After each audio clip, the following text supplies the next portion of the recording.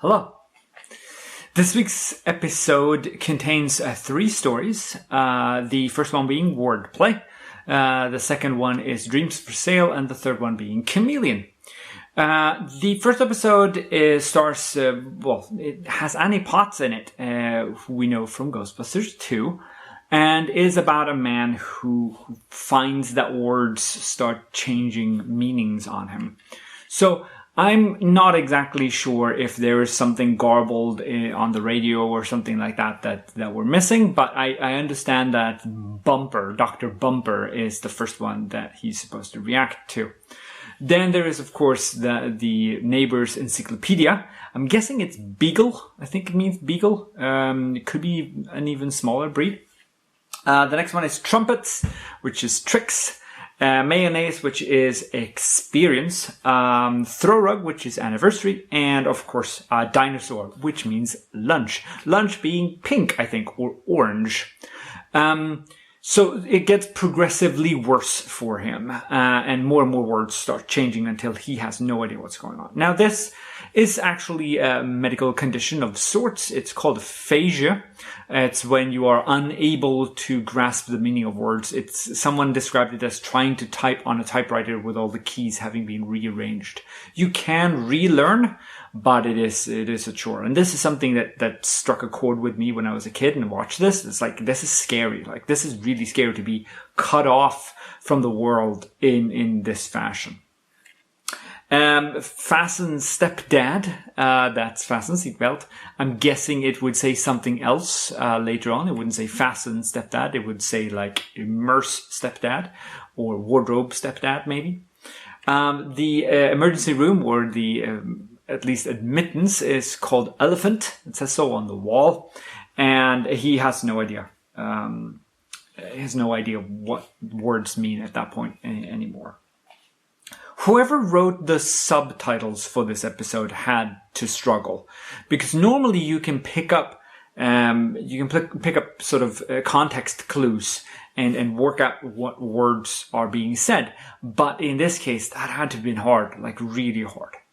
It is a scary episode. I do enjoy it immensely. It must have been very hard for the actors just speaking gibberish like that, but they pull it off really quite well. No one is like breaking from saying the wrong things, or the cadence and rhythm sounds natural, so it's even scarier. Next we get Dreams for Sale, which stars Meg Foster, the woman with the perfect eyes. We've seen her in a few movies as well. And she's in this dream, and it starts reacting weirdly, and it starts sort of glitching out.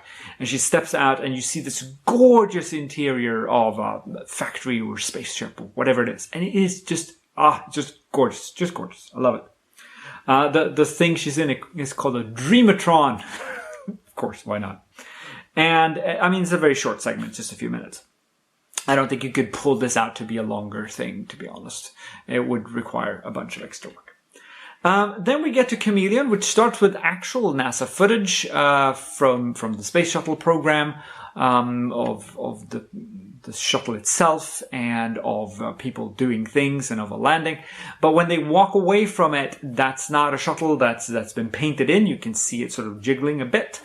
But it's really kind of cool. The first thing that the technician sort of says is a reference to the day the Earth stood still, where he stops the big robot in that movie by saying Klaatu Barata Niktu, which is of course something we get back to when we see the Army of Darkness by Sam Raimi. So this is also directed by Wes Craven, and he didn't like the observation deck. It's too crowded. It's not enough sort of wiggle room. So he didn't enjoy shooting on the set, but he did a really good job. And of course, the timer on the nuclear bomb isn't running. It starts at 38 seconds and it runs for way longer.